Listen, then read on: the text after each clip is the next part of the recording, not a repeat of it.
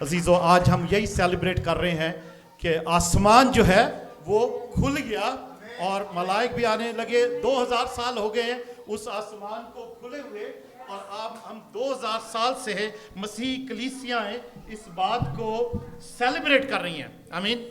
आपको पता है कि क्रिसमस का हेडक्वार्टर जो है, क्रिसमस का हेडक्वार्टर कहाँ है? क्रिसमस का हेडक्वार्टर कहाँ, किसको पता है? बैतलहम। बैतलहम, डर के ना बोले, बैतलहम। हालेलुया। बैतलहम क्रिसमस का हेडक्वार्टर, जहां खुदावंद यीशु मसीह पैदा हुए। आई मीन, जहां पर आसमान खुला, प्रेज गॉड, जहां पर आसमान खुला, वो क्रिसमस का हेडक्वार्टर है। पर अजीजों, सब दुआ करें। 2 साल से बैतलहम में क्रिसमस नहीं मनाया गया है। यह सेकंड क्रिसमस है, 2 साल हो गए, ना कोई क्रिसमस ट्री लगा है वहां पर।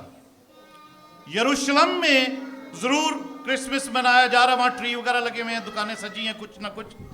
मगर बैतलहम जो क्रिसमस का हेडक्वार्टर है, जो जगह है, वहां पर कोई क्रिसमस नहीं बनाया जा रहा, वहां कोई क्रिसमस ट्री नहीं लगा।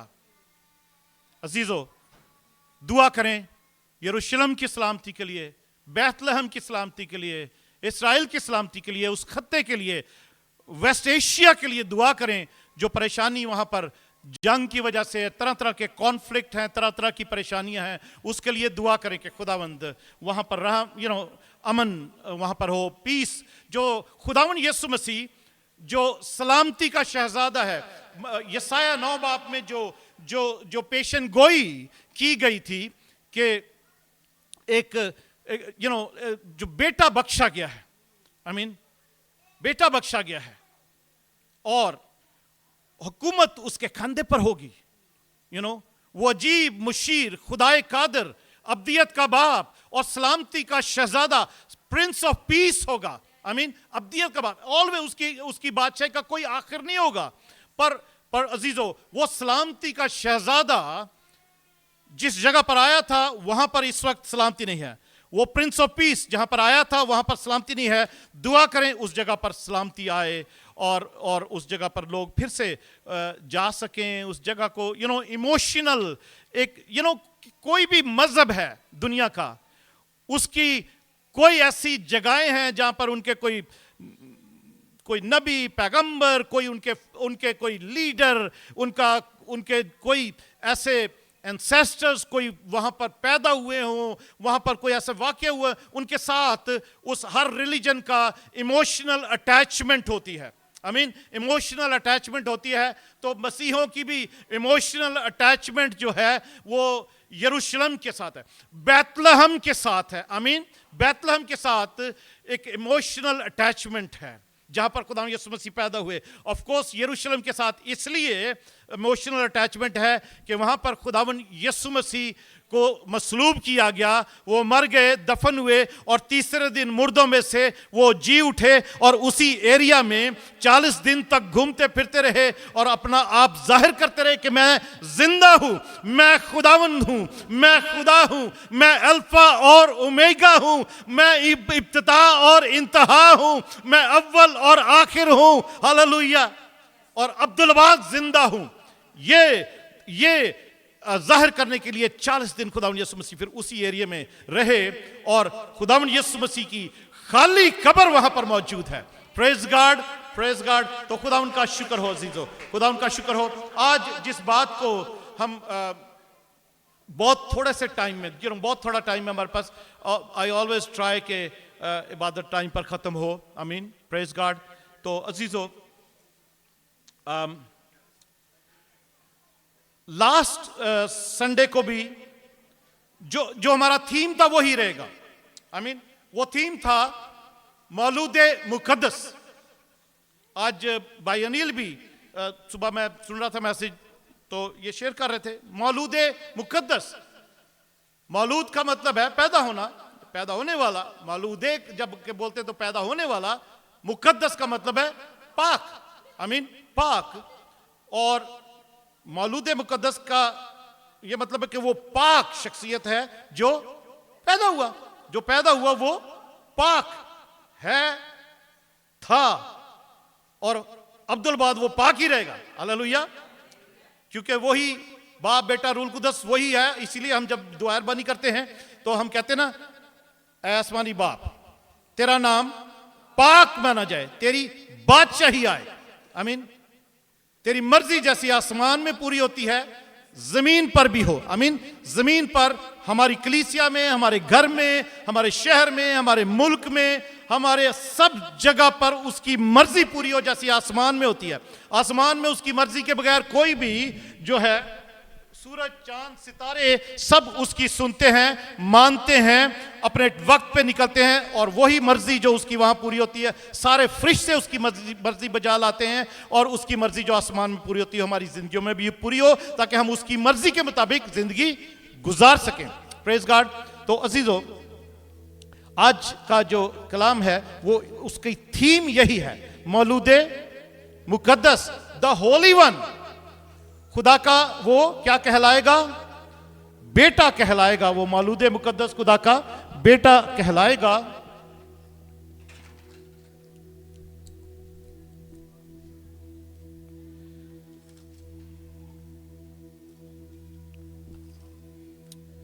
Hallelujah. Thank you Jesus, thank you Lord. तो आज एक्चुअल में you don't have the other slides, okay. आज एक्चुअल में क्या है? वेडनेसडे है। आमीन। सबको मिरेकल वेडनेसडे का पता है? आमीन। जो हम ऑलवेज मिरेकल वेडनेसडे दुआ करते हैं, दुआया मीटिंग होती है हमारी ऑनलाइन, सबके लिए दुआ करते हैं। मिरेकल्स बहुत हुए हैं, हमारे पास बहुत सी गवाहियां हैं।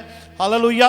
उसमें से एक गवाही आज हमने सुनी है। Hallelujah, praise God. तो बहुत सी गवाहियां हैं, बहुत सी गवाहियां हैं। तो आज भी वेडनेसडे है, इसलिए मैंने इसको मिरेकल वेडनेसडे का ही नाम दिया है। Hallelujah. Christmas itself is a miracle. Hallelujah. Yeshu Masih की पैदाइश एक मौजज़ा है, एक मौजज़ाना तौर पर उसकी पैदाइश हुई थी, और हम सब ने अपनी जिंदगी में उसी की वजह से मौजज़े देखे हैं, मिरेकल्स देखे हैं, और आज भी जो मिरेकल्स होते हैं उसी के नाम से होते हैं। Hallelujah, praise God. उसी के नाम से मौजज़े होते हैं।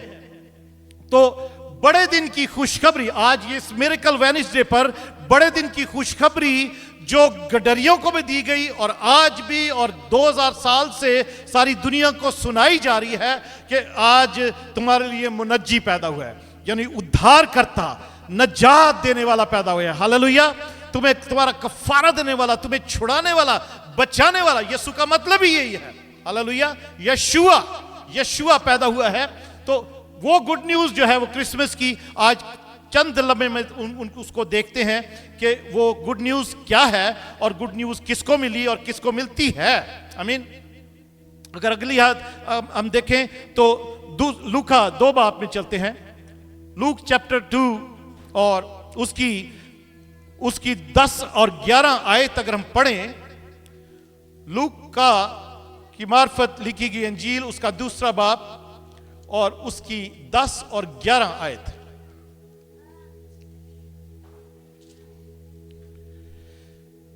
फरिश्तों ने पैगाम दिया है, मगर फरिश्ता ने उनसे कहा, डरो मत, क्योंकि देखो मैं तुम्हें बड़ी खुशी की बशारत देता हूं। गुड न्यूज, खुशी की बशारत देता हूं, जो सारी उम्मत के वास्ते होगी, सारी उम्मत के वास्ते होगी। हालेलुया। सिर्फ उन गडरियों के लिए नहीं, सिर्फ सारी उम्मत के वास्ते वो खुशी की खबर थी। और खुशखबरी जो है, आपको पता है इंजील का क्या मतलब है? खुशखबरी, जिसको इंग्लिश में गॉस्पेल भी कहते हैं, जिसको इंग्लिश में गुड न्यूज भी कहते हैं। आमीन। सुसमाचार हिंदी में बोलते हैं। Praise God. तो ये गुड न्यूज, ये खुशखबरी है, बड़े दिन की खुशखबरी। एक्चुअल में यही इंजील है, यही गॉस्पेल है, यही सुसमाचार है। हालेलुया। यही गुड न्यूज है। Praise God. यही गुड न्यूज है जो कि फरिश्ते ने गडरियों को दी कि तुम्हारे वास्ते एक मुनज्जी पैदा हुआ है दाऊद के शहर में, और यानी कौन? मसीह खुदावंद, और कोई नहीं। कौन? मसीह खुदावंद। जोर से बोलेंगे, मसीह खुदावंद।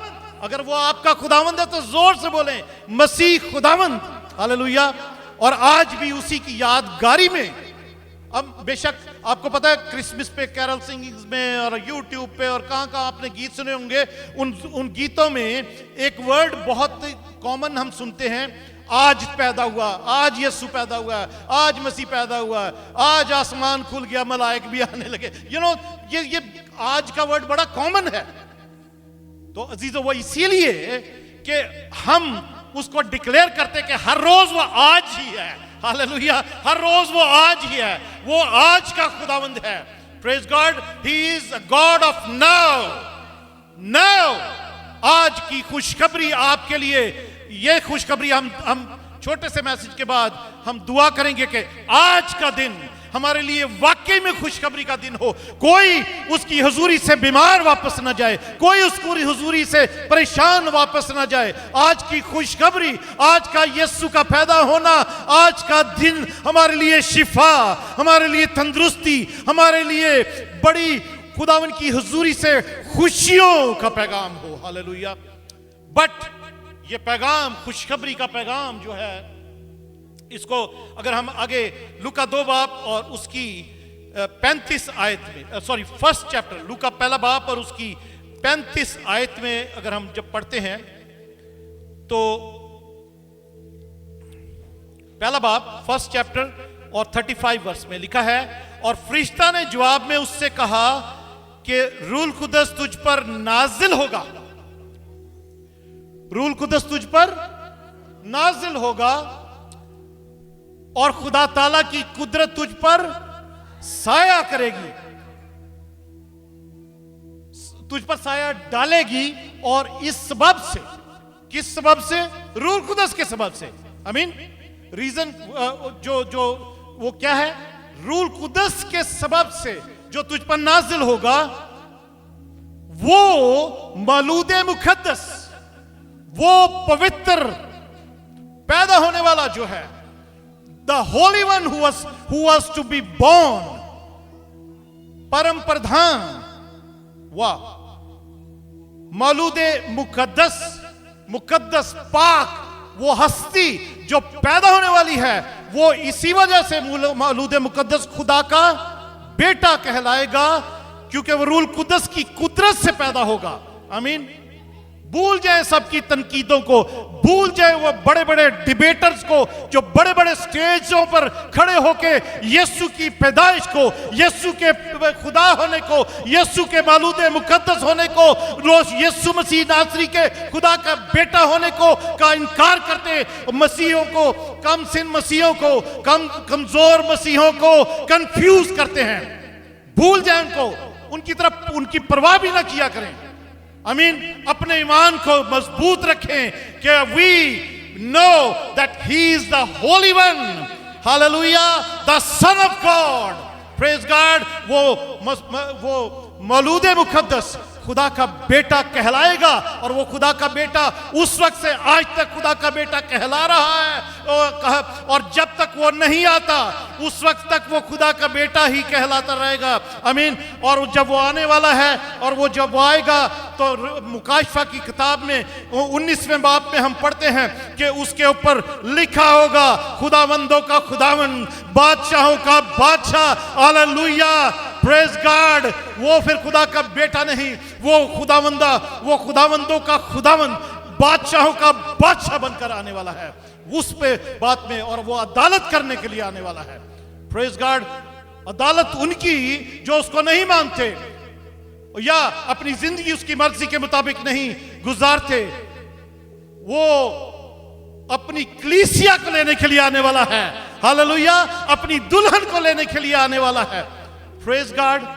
हालेलुया। मौलूद मुकद्दस, the holy one, the holy one, मौलूद मुकद्दस, the holy one will be born, who will be called the son of God. अजीजों, यहां पर 2-3 बातें और देखते हैं 30 आयत से। अगर पढ़े हम, वो शायद यहां पर नहीं है, 30 वर्ष से अगर मैं पढ़ता हूं, पहले बाब की, लूका पहला बाब उसकी 30 आयत से अगर मैं पढ़ूं तो लिखा है, फरिश्ता ने उससे कहा, ऐ मरियम, खौफ न कर, क्योंकि खुदा की तरफ से तुझ पर फजल हुआ है, तुझ पर फजल हुआ है, तुझ पर अनुग्रह हुआ है, तुझ पर फजल हुआ है, you have found favour in site of God, परमेश्वर की तुझ पर की तरफ से तुझ पर अनुग्रह हुआ है, तुझ पर फजल हुआ है, you have found favour in site of God, तुझ पर फजल हुआ है। अजीजों, ये जरूरी बात है कि यीशु हमारी जिंदगी में आए तो उससे पहले हम पर फजल होना जरूरी है। आमीन। उससे पहले फजल होना, फजल अनुग्रह, जिस फजल का मतलब है अनडिजर्विंग फेवर ऑफ गॉड, जो फेवर जो हमें खुदा की तरफ से हमें मिलना भी नहीं चाहिए, खुदा ने वो हमें दिया। आमीन। हम इस लायक ना थे, हम इस काबिल ना थे। आमीन। ग्रेस, हमें ग्रेस जो है वो उसने दी। We found grace in sight of God। तो अजीजों, फजल होना जरूरी है, पर फजल उसी पर होता है जो पाक होता है, क्योंकि वो मालूद मुकद्दस, वो पाक हस्ती उसी की जिंदगी में आएगी जो जिंदगी पाक होगी। जो जिंदगी पाक नहीं है वो उसकी जिंदगी में मालूद मुकद्दस नहीं आएगा, वो पाक, वो होली वन उसकी जिंदगी में नहीं आएगा, नहीं आएगा अजीजों, क्योंकि वो पाक है। रूल कुदस पाक है, जिसकी कुदरत से वो पैदा हुआ है, और फिर ही हम उसके बेटे बेटियां कहलाएंगे, उसके गवाह बनेंगे।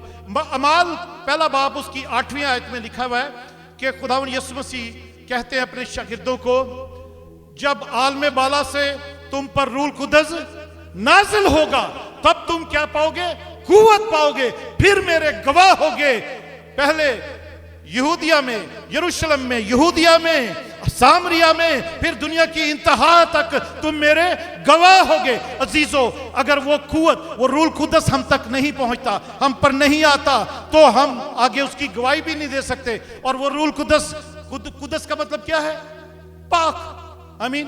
पाक है, तो अगर हम पाक हैं तो रूल कुदस हम पर आएगा। अगर नहीं पाक हैं तो किसी किस्म का ना कोई फजल, ना कोई अनुग्रह, ना कोई ग्रेस हम पर आने वाली है, क्योंकि हम पाक नहीं हैं। और अजीजों, हमें जरूरी है कि पाक होना जरूरी। अगर आगे हम इसको मैं आगे पढ़ता हूं, लिखा है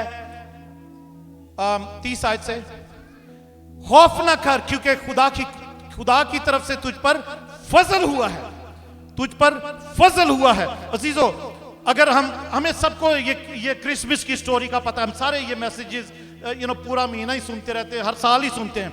एक मैं कुछ चीजें पॉइंट आउट करना चाहता हूं। अगर हम 43rd वर्स में जाएं तो लिखा है, और मुझ पर ये फजल कहां से हुआ कि मेरे खुदावन की मां मेरे पास आई है। अच्छा, क्या होता है कि जब मुकद्दसा मरियम को जब्राइल फरिश्ता ये पैगाम देकर चला जाता है ना, और मुकद्दसा मरियम उस पैगाम को कबूल करती है, कबूल कर लेती है, एक्सेप्ट कर लेती है, तो और कहती है कि मैं खुदावन की बंदी हूं, मेरे लिए तेरे कॉल के मुआफिक हो। आमीन। हम सब खुदावन के बंदे बंदियां हैं। अगर हम उस खुदा के कलाम को एक्सेप्ट करते हैं, रिसीव करते हैं, एक्सेप्ट करते हैं, स्वीकार करते हैं और अपनी जिंदगी में लेते हैं, तो अजीजों फिर क्या होता है? उसके बाद ही खुदावन गौर करता है कि इस पर फजल होना चाहिए। आमीन। वो फजल ही है, उसके वसीला से हम पर हुआ। और फिर क्या आगे लिखा है, अगर 39 वर्ष में पढ़े तो लिखा है, उन्हीं दिनों मरियम उठी और जल्दी से पहाड़ी मुल्क में यहूदा के एक शहर को गई। वो कहां गई? अपनी रिश्तेदार एलिजबेथ के घर, अलिशबा के घर गई। आमीन। पहाड़ी मुल्क में रहती थी। उस बड़ी जल्दी, उसी वक्त जैसे ही मैसेज मिला है फरिश्ते की तरफ से जब्राइल, तो मरियम उठी और अलिशबा के घर चली गई। और वो ऑलरेडी 6 मंथ्स प्रेग्नेंट थी। यूहन्ना बपतिस्मा देने वाले की मां 6 महीने ऑलरेडी प्रेग्नेंट थी वो। तो मुकद्दसा मरियम उसके घर जाती है, तो लिखा है, यहां पर लिखा है, उठी और वहां चली गई और जकरिया के घर में दाखिल होकर अलिशबा को सलाम किया है। अलिशबा को क्या किया? सलाम किया। और उसके बाद क्या हुआ? और जो ही अलिशबा ने मरियम का सलाम सुना तो ऐसा हुआ कि बच्चा उसके पेट में उछल पड़ा और अलिशबा रूल कुदस से भर गई और बुलंद आवाज से पुकार कर कहने लगी कि तू औरतों में मुबारक और तेरे पेट का फल मुबारक है, और मुझ पर ये फजल कहां से हुआ कि मेरे खुदावन की मां मेरे पास आई है। Hallelujah, praise God. अजीजों, वो तो अभी तो मुकद्दसा मरियम को ये पैगाम ही मिला था और वो जल्दी उठी और अपने रिश्तेदार के घर, पहाड़ी मुल्क में अलिशबा के घर गई, जकरिया के घर गई और जाकर उसने किया है। जैसे ही सलाम किया, अलिशबा ने सलाम सुना तो बच्चा मारे खुशी के उसके पेट में उछल पड़ा और अलिशबा रूल कुदस से भर गई और पुकार के कहने लगी, तू औरतों में मुबारक है, तेरे पेट का फल मुबारक है। और मुझ पर यह फजल कहां से हुआ कि मेरे यीशु की, मेरे खुदावन की मां मेरे पास आई है। असीजो, ये तो रूल कुदस ने उसको बताया कि ये खुदावन की मां आज तेरे घर आई है। हालांकि कोई खुशखबरी नहीं थी, कोई प्रेगनेंसी का कोई जिक्र नहीं हुआ था, हालेलुया। और ना मरियम ने उसको कुछ बताया था कि फरिश्ते ने मुझे बताया, सिर्फ सलाम किया था। आमीन, सिर्फ सलाम किया था। अजीजो, अगर मुझ पर गौर से सुनिएगा, बातें ना करें, गौर से सुने इस मैसेज को 2-4 मिनट और, बहुत जरूरी मैसेज है ये, हमारी जिंदगियों के लिए बड़ा जरूरी है कि हमें क्यों पाक बनना है, पाक रहना है, ताकि हम पर फजल हो, तुम पर फजल हो। मुकद्दसा मरियम पर फजल हुआ, वो अपने रिश्तेदार के घर गई है, उसको सलाम किया है तो उस पर फजल हुआ। अजीजो, ये फजल ट्रांसफर होता है। अगर आप पे फजल हुआ है और आप किसी के घर या किसी से जाकर मिलते तो उसको सलाम करते हैं तो उस पर भी फजल होता है। अगर यीशु आपके अंदर है, हालेलुया, अगर यीशु आपके अंदर है तो आप किसी को जाकर सलाम करते हैं ना, और वो भी पाक है तो फजल नापाक पर नहीं होगा। अगर वो भी पाक है तो उस पर भी फजल होगा। फजल पर फजल, फिर फजल पर फजल, हालेलुया। फजल ट्रांसफर होता है, फजल जो टेलीकास्ट होता है, फजल जो है इंपार्ट होता है, हालेलुया। अगर आप पर फजल है तो आप उस फजल को दूसरों की जिंदगी में भी भेज सकते हैं। सिर्फ सलाम करना है, हालेलुया। हम कभी चर्च में भी आके कभी कभी सलाम नहीं करते किसी को, आमीन, क्योंकि हमारी लड़ाई झगड़े हुए होते हैं ना, हम सलाम नहीं करते, इधर से मुंह भाग, इधर मुंह करके निकल गए, उधर मुंह करके निकल गए। अजीजों, अगर हम पर फजल हुआ है तो हम जरूर सलाम करें ताकि दूसरे पर फजल हो, हालेलुया, दूसरे पर फजल हो। मगर फजल सिर्फ उस पर होता है जो पाक है। अजीजों, मैं इसको लंबा नहीं करना चाहता, मैं शॉर्ट करके 2 बातों में 2 आयतें और देखकर, इफिसियों पहला बाब और उसकी 4थी आयत, इफिसियों पहला बाब 4थी आयत, इफिशियंस चैप्टर 1 उसकी 4th verse. Hallelujah, thank you Jesus. क्या आप पर फजल हुआ है? आप समझते हैं आप पर फजल हुआ है? हालेलुया। आज सबको सलाम करना है आपने, किसी से लड़े हैं, किसी से नाराज है, किसी कुछ भी है, आपने सबको सलाम करना है ताकि आपका फजल दूसरों पर जा सके। अगर किसी पर फजल नहीं है तो उनकी जिंदगी में आज फजल आए, फिर वो कहें कि आहा हो, ये फजल मुझ पर कहां से हुआ कि आज जो यीशु की बंदी, यीशु का बंदा मेरे पास आया, मुझे सलाम किया है, हालेलुया। उनके अंदर एक खुश, लिखा है, मारे खुशी के बच्चा उसके पेट में उछल पड़ा। अजीजों, जब आप फजल से भरे हुए किसी को सलाम करेंगे, उसकी जिंदगी में भी वो खुशी की एक लहर दौड़ जाएगी, हालेलुया, खुशी की एक लहर दौड़ जाएगी। Praise God. आज हमने गीत नहीं गाया, रूठे हुओं को मनाएं, आमीन, आओ मिलकर बड़ा दिन बनाएं, मगर खुदा उनका शुक्र हो हमने सबने गाया हुआ, वो सबको पता है कि हमने बड़े दिन पे क्या करना होता है, आमीन, प्रेज गॉड, हालेलुया। ओके, इफिसियों 4 बाब उसकी पहली आयत, राइट, नहीं, पहला बाब उसकी 4थी आयत में लिखा है, मोहब्बत में चुनाचे उसने हमको बनाए आलम से पेशतर उसमें चुन लिया ताकि हम उसके नजदीक मोहब्बत में पाक और बेऐब हों, हालेलुया। अगर मोहब्बत में पाक हैं तो हम पर फजल होगा, क्योंकि फजल किसके वसीला से होता है?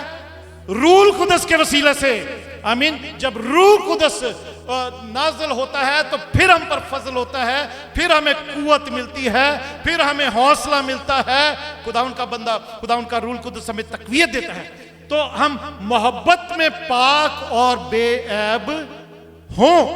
अभी लेडीज की मीटिंग थी फ्राइडे को, तो मैं अपने कमरे में था, मैंने एक आवाज सुनी, पास्टर साला जोर से कह रही थी, ओ हम खुदावंद यीशु जलाल कलीसिया को लेने के लिए आने वाला है, वो चाहता है जलाल वाली कलीसिया हो, बेऐब बेझुर्री।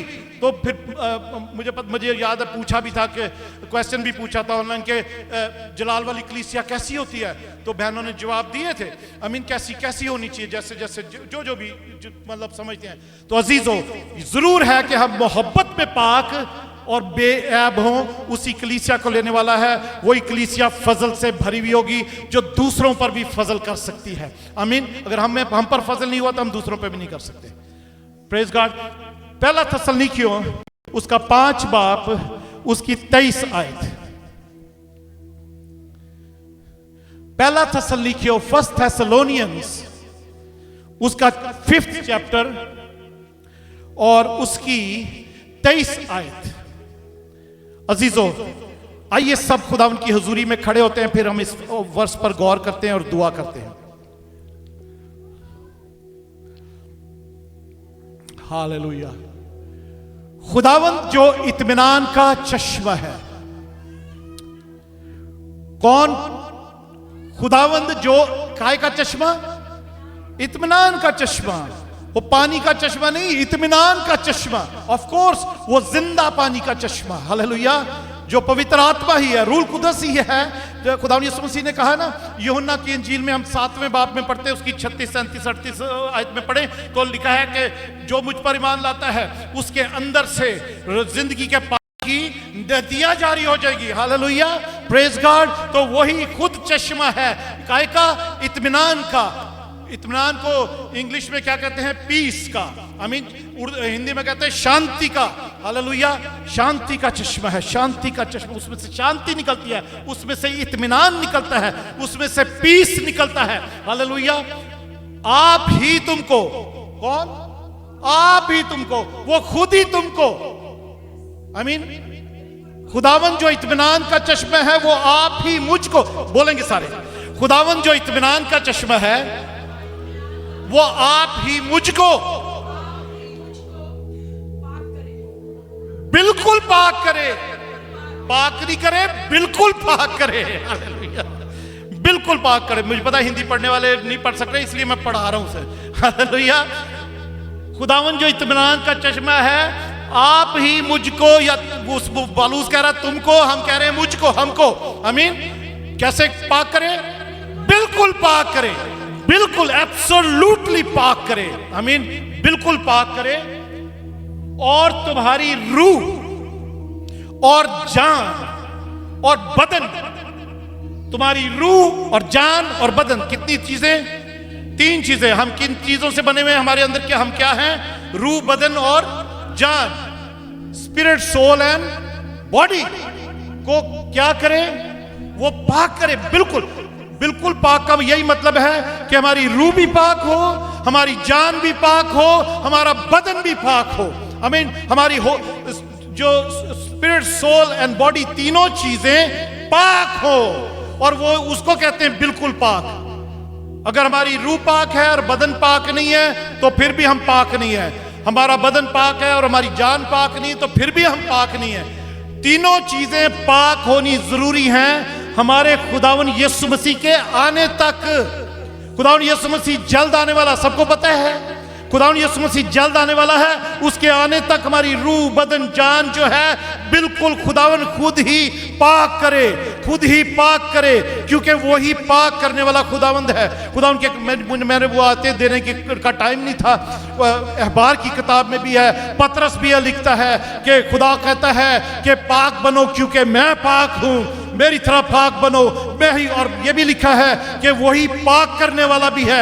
इसीलिए थस्सलुनीकियों में पौलुस रसूल कहता है कि खुदावंद आप ही जो इत्मीनान का चश्मा है तुमको वो बिल्कुल पाक करे।